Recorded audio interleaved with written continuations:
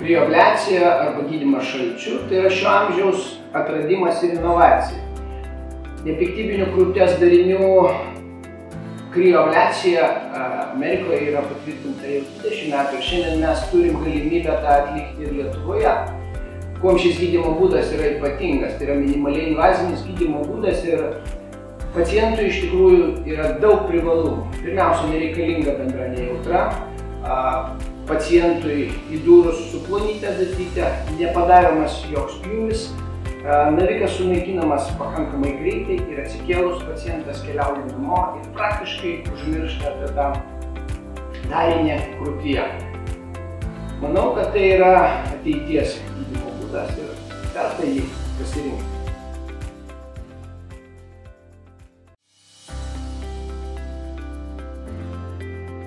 Jeigu klaustumėt manęs, kas svarbiausia Lietuvoje iš endokrininės pusės, kalbant apie vaikus, tai tikrai atžymėčiau, tai yra augimo sutrikimai, žemas ūgis, nepraleisti nepastebėtai laiku nukreipti specialistui, svorio problemos, kaip mažas, taip ir didelis svoris, skydliaukės problemos, nuovargis nuolatinės vaikų, genetinė situacija šeimoje, jau turimi atvejai ir žinoma, kad gali būti genetinis paveldimumas.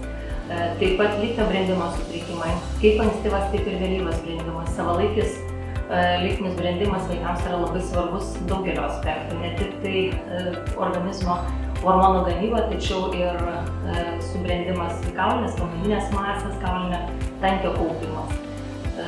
Taip pat yra labai svarbus po onkologinių pacientų ilgalaikis stebėjimas, kadangi yra duomenų, kad endokrininė sistema sutrinka gerokai vėliau negu yra baigiamas gydymas, todėl šitie visi pacientai būtinai turi atsidurti specialisto endokrinologo rankose.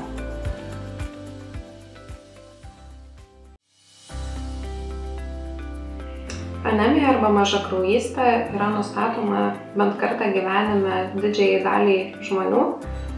Pas mus Lietuvoje dažniausiai yra geležies stokos anemija, kuomet organizme trūksta geležies reikalingos raudonųjų kraujo kūnelių gamybai. Geležies stoka sukelia ne tik kraujo pakitimus, tačiau gali sukelti ir kitus simptomus, tokius kaip kojų ir rankų tirpimas, neramų kojų sindromas, plaukų slinkimas, nuovargis ir tai ganėtinai paveikia paciento gyvenimo kokybę. Nustačius diagnozę, gydytojas pasiūlo gydymo variantus. Vienas iš jų yra geriama geležis, o kitas yra intraveninis geležies skyrimas. Svarbu paminėti, jog intraveninę geležį galima lašinti nepaisant to, jog jūs niekada nesate vartoję geležies per burną. Ir tokiu atveju geležis yra pasisavinama greičiau ir efektyviau kovojama su anemijos simptomais.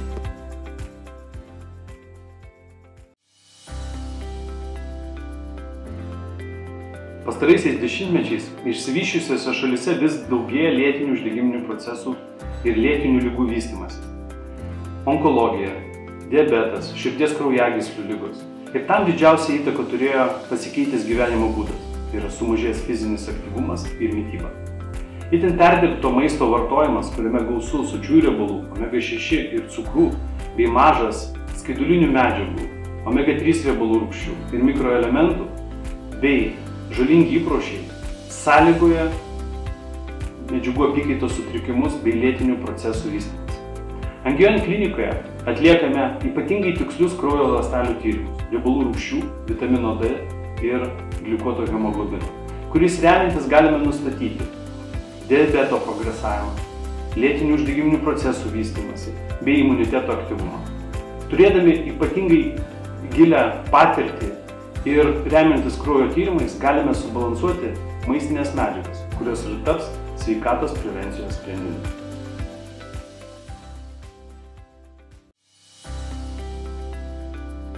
Mes žinome, kad sirgti vėžiu yra sunku, tai yra našta pačiam pacientui, bet ir didelė našta visai šeimai. Sergant tokią ligą normalu patirti aukščiausio laipsnio baimę, nerimą ir stresą. Visa Angioin klinikos patyrusio onkologų komanda sutelkė jėgas padėti jums ir jūsų artimiesiems. Klinikas siūlo onkologo chemoterapeutų ir kartu skausmo ir paliatyvios medicinos gydytojo konsultacijos jums ir jūsų artimiesiems. Pirma, tai priešvėžinio medikamentinio gydymo klausimais, antras skausmo ir vėžio sukeltų ir su vėžiu susijusio, su gydymu susijusio neigiamo poveikio simptomų valdymo klausimais. Iš tikrųjų, mano tikslas yra pagerinti jūsų gyvenimo kokybę vėžio gydymo metu ir po jo, bendradarbiaujant su jūsų onkologu ir visa onkologinės pagalbos komanda.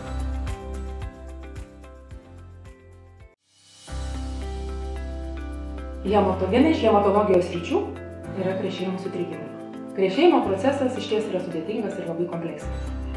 Sutrikus šiai pusiausvyrai, žmogus gali patirti tiek polinkio į kraujavimo simptomus, tiek trombozinės komplikacijas. Ir tai prasideda jau nuo mažų dienų. Taip, nuo mažų dienų ir iš tikrųjų tos ligos yra viso gyvenimo ligos, nes dažnai jos įgimtos ir dar dažniau yra paveldimos. Taip, tai yra retos komplikacijos ir mes kalbame apie jaunus žmonės. Jeigu kalbant apie polinkį kraujuoti, tas prasideda jau nuo mažų dienų, pavyzdžiui, mergaitės. Taip, vienas iš tų yra rizikos grupės yra pacientės mergaitės ir moteris, reprodukcinio amžiaus moteris, kurios tikrai gali kraujuoti ir gyvena su tuo, nežinodamos, kad jiems, pavyzdžiui, gali būti krešėjimo sutrikimas, gyvena, ir kenčia. Taip, dažnai patiria geležies stokos mažakraujystę. Ir 15% moterų to nežino visą gyvenimą, kol nesulaukia menopauzės. Taigi, tokias moteris rekomenduojama tirti dėl krešėjimo sutrikimų. Tai nebūtinai sunkus krešėjimo sutrikimai, tai yra lengvi. Tirti ne dėl to, kad galbūt palengvinti gyvenimo kokybę, bet ir pasiruošti intervencijoms, operacijoms, procedūroms. Dar svarbiau turbūt reikia pasakyti, kad iš tikrųjų mūsų pareiga neleisti, tu paminėjai komplikaciją, geležies stoką, neleisti išsivystyti geležies stokos mažakraujystei. Mūsų pareiga ją gydyti, kai yra tik geležies stoka, suteikti tą pagalbą ir neleisti joms kentėti visą gyvenimą.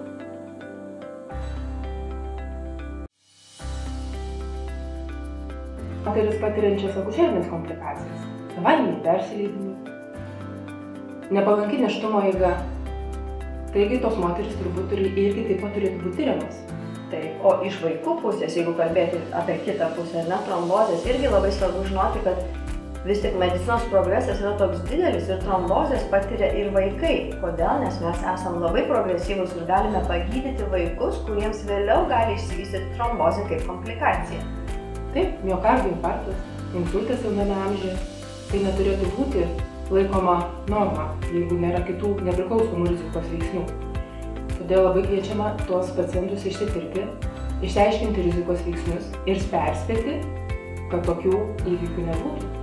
Ir laiku gauti pagalbą, kuri priklauso ir sužinoti apie ligą ir būti gydomiems.